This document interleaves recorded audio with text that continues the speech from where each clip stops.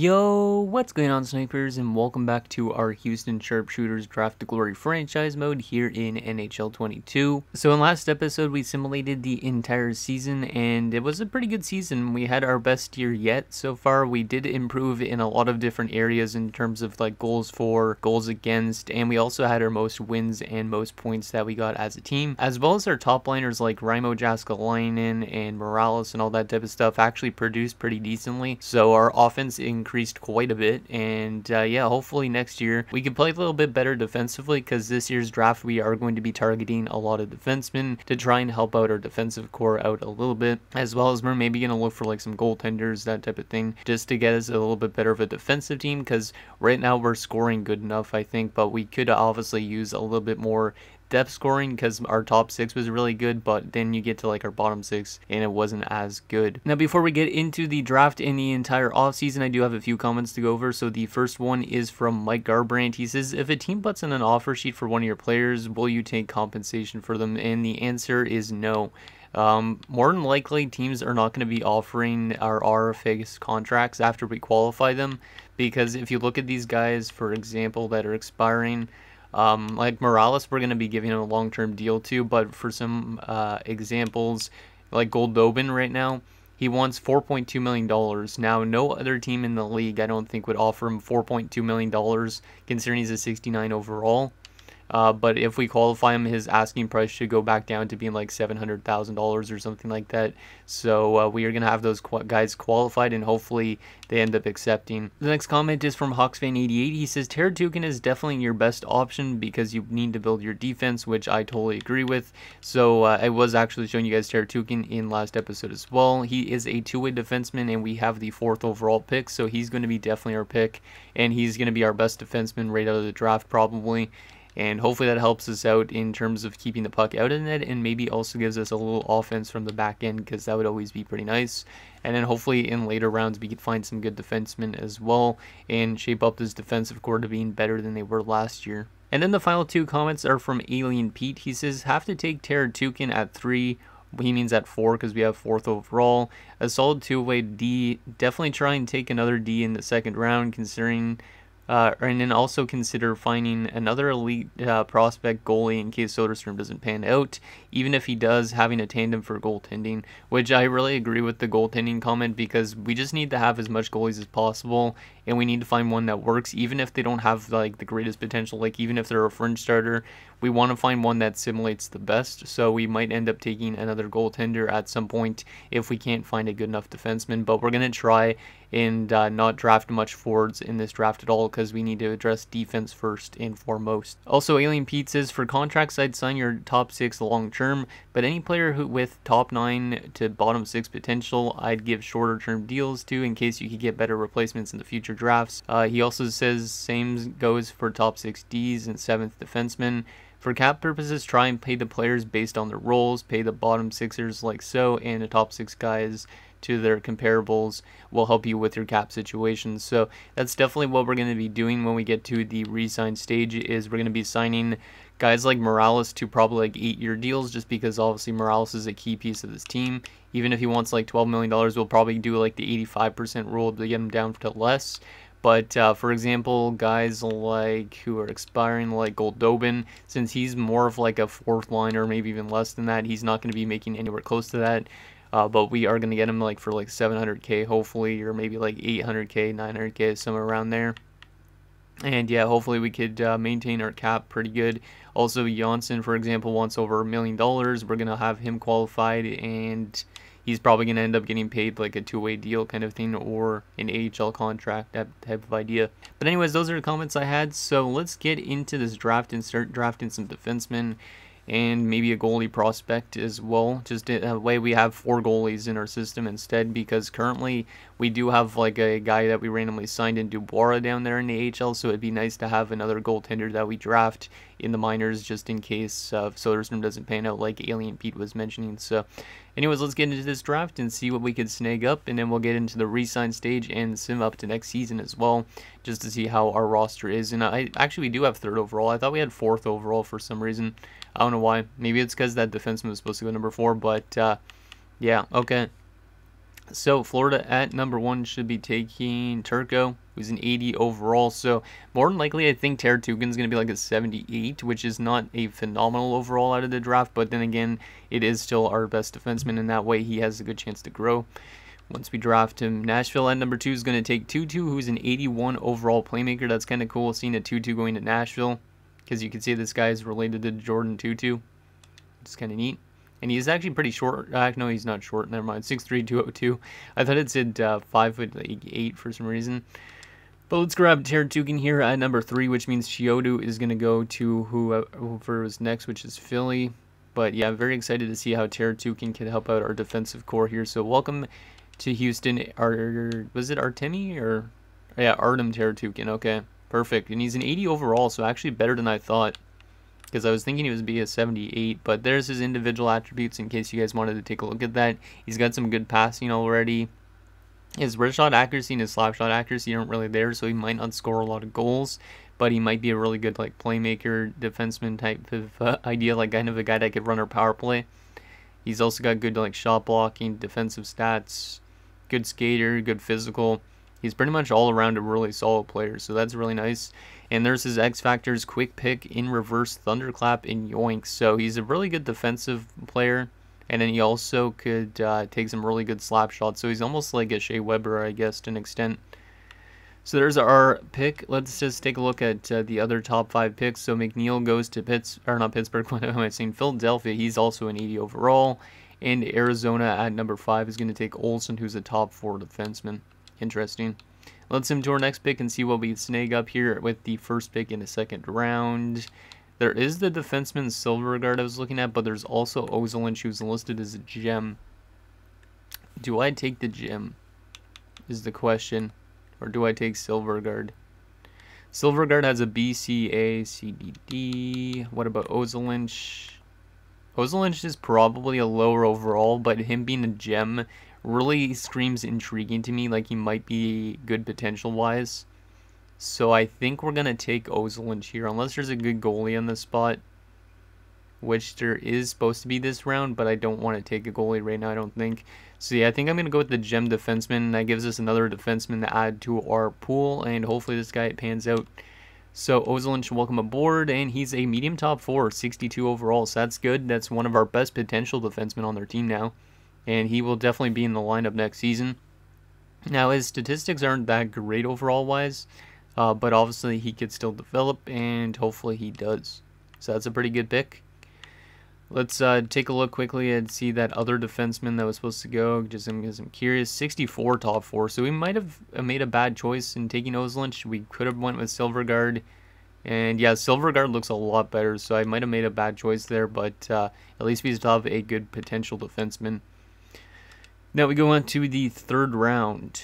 There is another defenseman, Nilsson, which we don't know anything about, which is kind of scary. So this might be a good spot to take a goalie in, because there's a lot of forwards. He's not supposed to go for quite a while, so maybe not actually.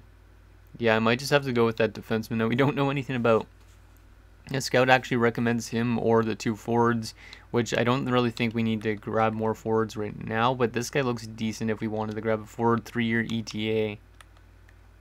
And this guy also actually looks pretty good. You know what, I might actually take a forward in this spot, even though I don't really want to take much forwards.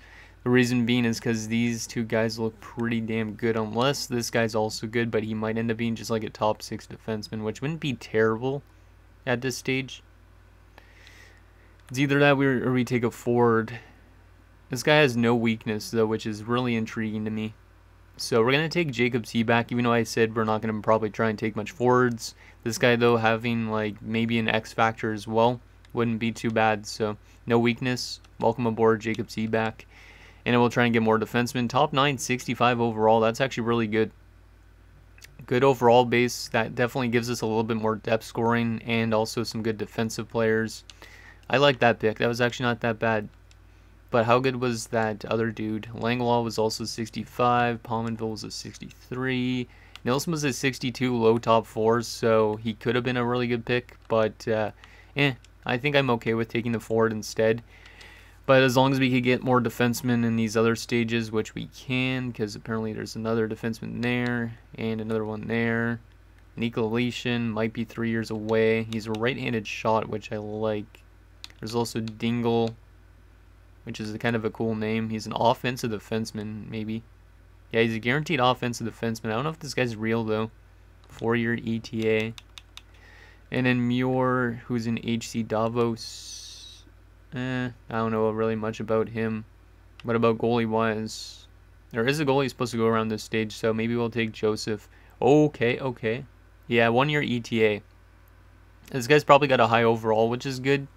He might not have good potential. Like, he's probably going to be like a backup with like a 70 overall or something, but he's got a 1-year ETA, so we're going to definitely take this goaltender in Braden Joseph. And he's a 74 overall fringe starter. Wow, okay. Wasn't expecting him to be that high of an overall, and his potential is not too bad either. So if he could get some good development being our starting goalie, we might have found somebody to help us out for sure in terms of playing a little bit better defensively and goaltending wise, you know. So that's actually a pretty damn good pick. Didn't expect that high of an overall at all. I expected like a 70 overall backup, but a 74 fringe starter is pretty damn good. What else do we want to take here? Probably another defenseman, so probably either Whitaker or we go with Mika Engren. Let's take a comparison look at these two. To me, it looks like the better of the two is Whitaker, and Whitaker apparently has no weakness as well, so we're going to just take Whitaker. And if he's an offensive defenseman, that might not be too bad either. So welcome aboard. He's a 7th D and he's an OFD, so I mean, he's got offensive stats. He's got actually pretty good offensive stats. So even though he's a 7th D, he might be able to help us out offensively, so that's not too bad. Obviously, we want to find more defensively minded players though on defense, because that's pretty much where we're lacking at the moment, I think. Demetrius Pettinger looks okay, but a 5-year ETA. What about McGillney? 5-year ETA as well. Yeah, I think we're starting to get into the category where the draft picks are not going to be that great. Scouts are recommending us either this Ford or Pettinger, so I think I might just take Pettinger. Even though Vermette's 4 years away, apparently. We do need centers to an extent, because we were playing some wingers on center. So you know what, we're going to just take Vermette. Get us another forward in. And he's a low bottom 6, 59 grinder. I don't know if that guy's going to really be much. He might end up being a depth forward for us, but that's another pick. And our final pick of the draft, we could take a backup goalie, but that would give us 5 goalies. Or there's a potentially lowly defenseman, which I don't really think he is, but we might just take him just because why not? Hint Jared Stahl, that's funny. Yeah, I think I'm going to just take this guy, even though he's probably not going to be a low elite. He's probably going to be like a 7th D. But welcome aboard, Ali McIver. And he's a low top 4. Okay, that's a lot better potential-wise than I thought. 55 overall is a little bit low. But if this guy gets development, maybe he'll be good. And he's also an offensive defenseman, so that's not too bad. So that is our draft, and I think that was a pretty good one. Getting a lot of good defensemen in, role defensive prospects, Teratukin especially, and then also that goaltending prospect we got in Joseph, it was decent as well. And Seaback is actually pretty good for offensive, so I think we did pretty good in addressing defensive needs and also goaltending needs. Now comes the fun part where we get to the re-sign stage. AHL coaches, I don't really know if we need to get back all those AHL coaches, because I don't remember what the scheme fit was in. We'll just re-sign them anyways. Or maybe we could look for a new AHL head coach. I don't really know if I want to get a new AHL coach or not. You know what, I might, maybe not. No, because it doesn't really matter about the AHL coaches and stuff like that, because the, what is it? This guy is an associate, okay. But yeah, it doesn't really matter about the AHL coaches too much, because most of our prospects are currently in the NHL. So, like, once we actually have players that are prospects in the minors, then we will worry about the AHL, probably. Okay, so all those guys hopefully should accept. Not that it matters as much. And we got to go to our scouts again, as we got a lot of scouts to re-sign. And these guys are the very important pieces to this team, obviously, because if these scouts don't do their job, then we are not going to get good progress and prospects into our system. Yeah, we're not going to end up making the playoffs. But I think this team will end up making the playoffs at some point. We just need to keep getting development from our top guns. And hopefully some guys randomly become good out of nowhere. Like a guy with like a bottom 6 potential scoring points, you know. It's a Bolt Duke, and I think that's almost it. AHL ones don't matter. Extra League it does. And that is good for scouts. Okay, perfect. Now we got to get into the re-sign stage and sign these guys to contracts that makes kind of sense for them. And like I said, I think I'm going to try and do the 85% trick. So UFAs, for now, we're just going to let go of Glassell, because that's the guy that we didn't even draft. And now we got to get into these guys. We're going to let go of anybody that that we signed in free agency for now. They might end up getting signed again, but for now we're just going to release them. That way we know what players we have. So Langer is going to get released. Baranik's not ours. Charabot, however you pronounce that, is not ours. Kneisler. Pretty much anybody with a better than an AHL top 6-4 potential is ours. Because we've been drafting pretty good for the most part, I think, in the first few years. And then we're going to have to figure out what we need to sign still. Because we just want most of our young prospects to play instead of these guys that we've been signing to fill out our roster. Okay, so we should be almost near the bottom of this list. There's so much of these guys. And the final few. Ratnan, there we go. And okay, so all these guys need contracts. And goalie-wise, we're going to let go of Dubois. And we're also going to let go of Jason because I didn't draft him. And we're also going to let go of Zajac. Okay, so now we got to get into these contracts. So this is where it's going to get interesting. We have $75 million in cap space. So we're going to probably have to sign somebody to like a $17 million deal to stay near the cap floor. But Morales, we are going to give you an 8-year deal. You only want 10.2 now, so I could use the 85% trick, which should give us a pretty decent contract. So I'm going to have to do this calculating wise. So let me just type this into my computer. So this might be a little bit longer of an episode just because of these contracts. We want to make sure we're doing a good job. So we want to times this by 0.85, which means we could probably get him for 8 years at like 8.67, which is a pretty good price, I think, for a guy that's been doing pretty good offensively for us. So I'll just give him a little bit more. That way he accepts for sure. So 8 years at 8.7. I think he's worth it. And then we get into some interesting guys. Are these guys all going to be qualified? Yes, they are. So we're going to qualify all the rest of these guys that want one-way deals, because these guys should not be getting paid that much, but for some reason they want to get paid that much. Christopoulos, we're going to just give him his contract because he wants a two-way deal anyways. Fishing Tours are actually not ours either, so we got to release him. And Cork is not ours either, so we're going to release him. Sim, do you want a two-way deal? No, you do not, so I will qualify you as well. And Holloway, he wants a one-way deal as well, so we'll qualify him. And then goaltending-wise, Janssen is going to want a one-way deal. We're going to qualify him as well. But all those guys should accept pretty much by the start of next season, I would assume. So there's our contracts, I think, done with. Let me just advance a day. See if we get Morales, which hopefully we do. I'm not sure if those coaches are... Oh, yeah, those coaches are accepting. That's good. Except for the goalie coach, because that always happens. And now we got our scouts, which are really annoying when they all pop up. Yeah, we got to accept that. And Christopoulos is accepted, and Morales is accepted as well. So that's our big boy signed. We have $67 million still, and we're just going to wait on those other guys who might accept before free agency happens. So let's assume to free agency. See if those guys accept. And then we'll have to try and figure out what we still need on this roster, so we could sign in for the AHL. And looks like they're all accepting almost, except for a few of them. So our AHL, 2 of our AHL coaches are gone, but that's okay. And now scouts are gone as well. Okay, so let me just go to our RFAs just to make sure those guys are all signed almost. RFA wise, Goldobin's still holding out, and same with Janssen. Eventually, those guys' asking prices will go down a lot, and more than likely, there's not going to be a team offering them a contract, because who's going to offer $3.5 million to a 69 overall, right? So those guys should accept sometime soon, maybe closer to the end of the offseason.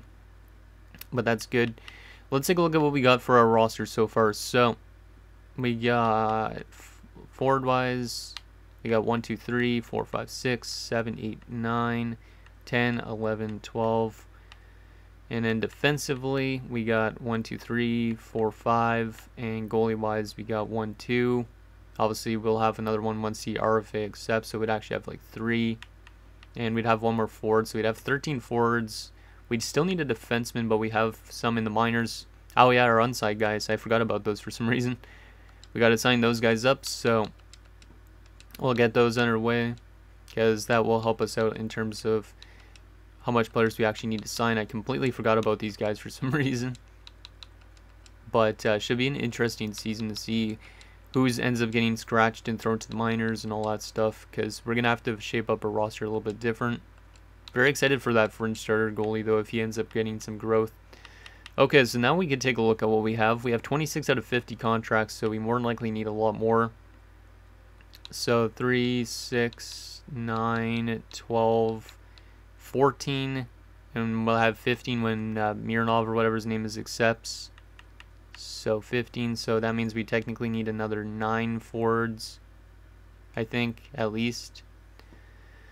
And then defensively, we got 6 in the NHL, 3 in the AHL, so we need 4 more defensemen in the AHL, maybe 5 more. So sign 5 more there.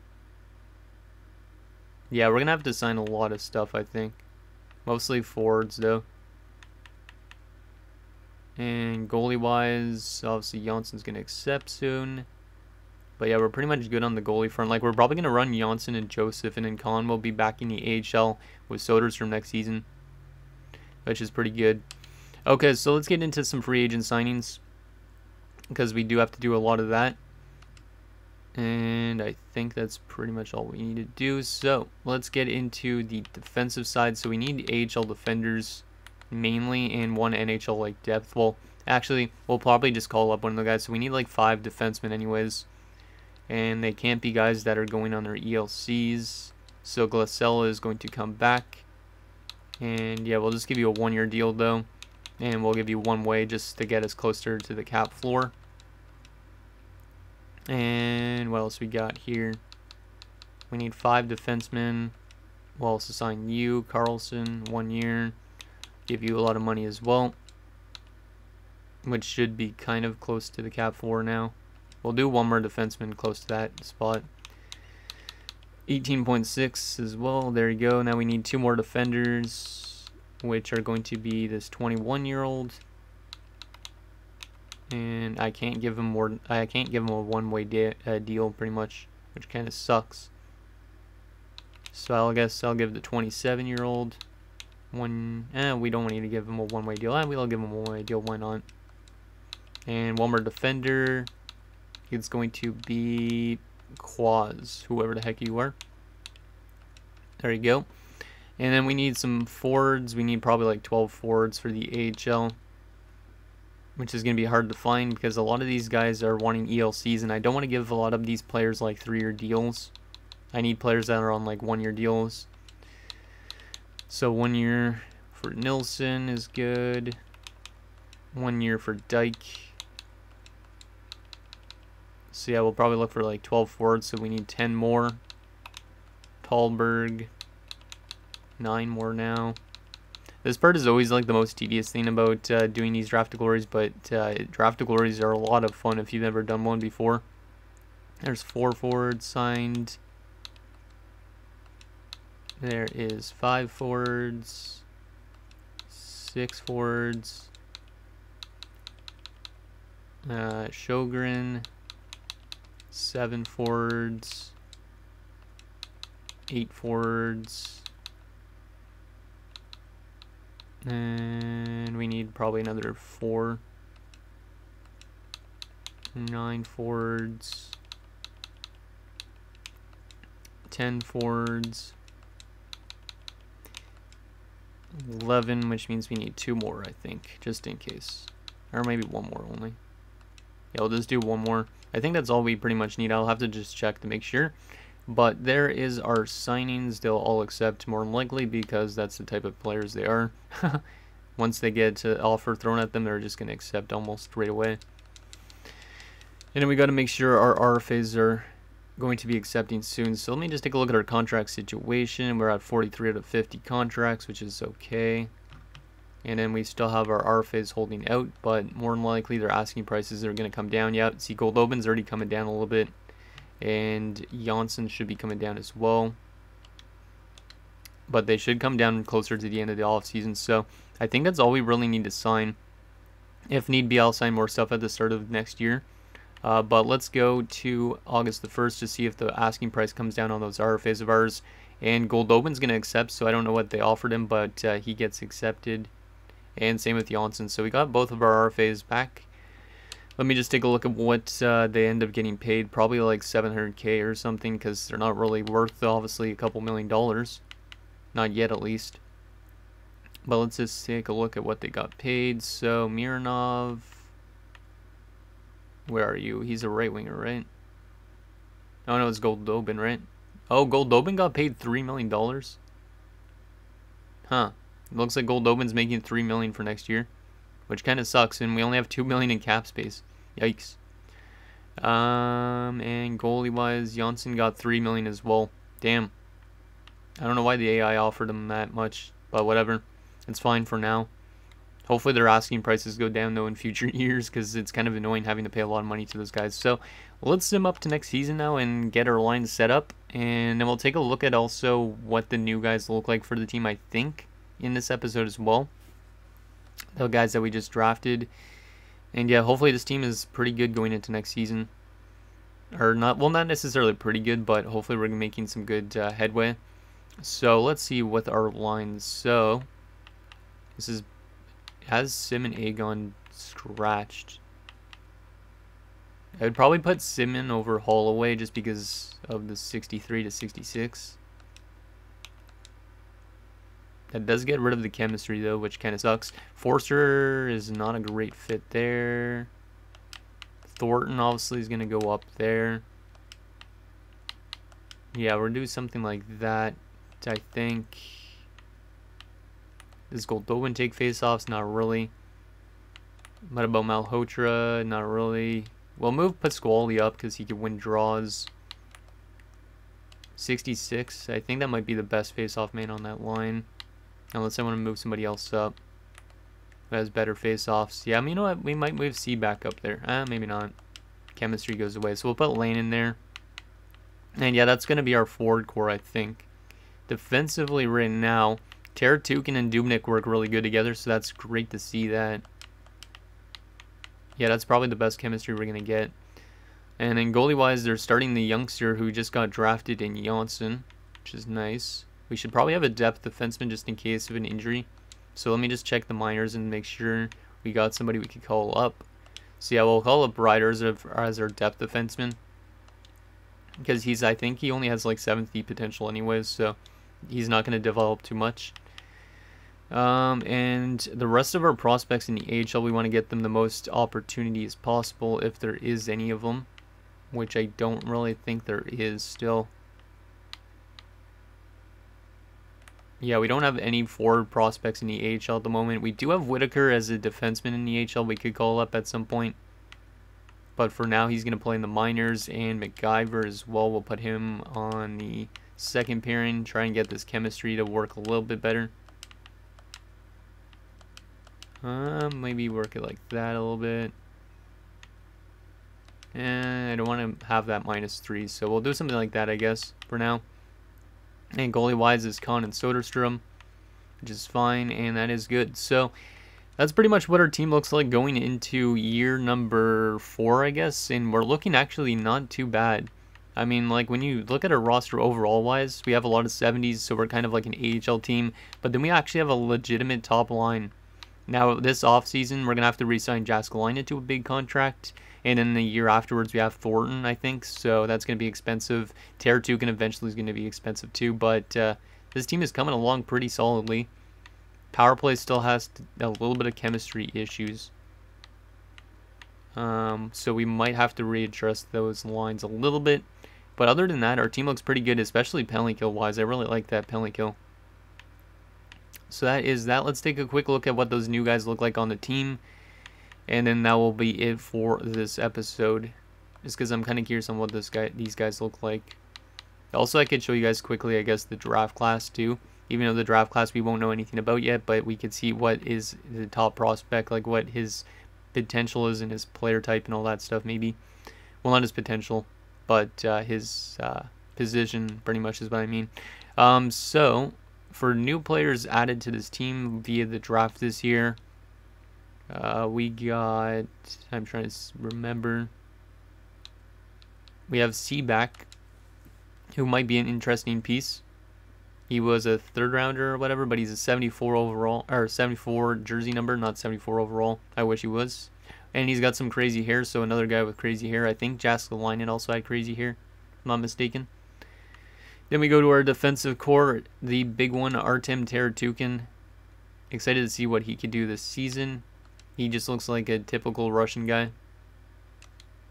So there he is, wearing number 23.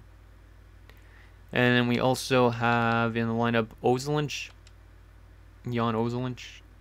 He looks like this. Got some nice hair going as well. He currently wears number 48. Interesting.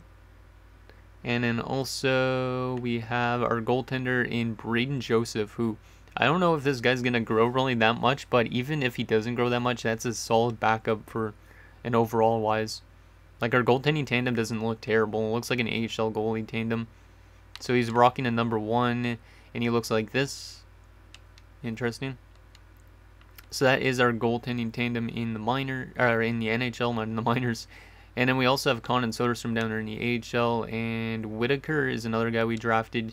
I'll take a look at him because we haven't done that yet. He looks like this, just with like a little stash. We'll look at him more when he gets to the NHL, I'd say that. And then McIver. And I think that's pretty much it. Actually, I didn't take a look at Soderstrom a few years ago, so we'll take a look at him too. So there is McIver looking like a solid guy. Rocking the like buzz cut. Looking like a Mark Borowiecki kind of. And then goaltending wise, let's take a look at Soderstrom since we haven't seen him yet. He currently looks like this. Rocking some nice flow as well. So yeah, that is that, and let's take a quick look at the draft class because this episode is rocking around 30 minutes already, I think. Because I'm kind of curious on that draft class, just to see what the top prospect is for this year's draft. Hopefully it's a defenseman again, because if we do have the top pick this year, that'd be nice. But no defenseman till number 6, which kind of sucks. But there is some good forwards. There's more good centers that could help us out. So that's always nice. Goalie wise, is there a high up goalie out of curiosity? Not till 84. Doesn't really matter. We don't really need much more goalies, I don't think, at least yet. So anyways, guys, that's going to do it for this episode of our Houston Sharpshooters Draft to Glory franchise mode. So in next episode, we will sim all of year number 4 or year number 5, whatever year it is. I think it's year 4. And yeah, hopefully we have a better season with some new defensemen in our team and new goaltending. So let me know what you guys think down below. And I'll see you guys next time.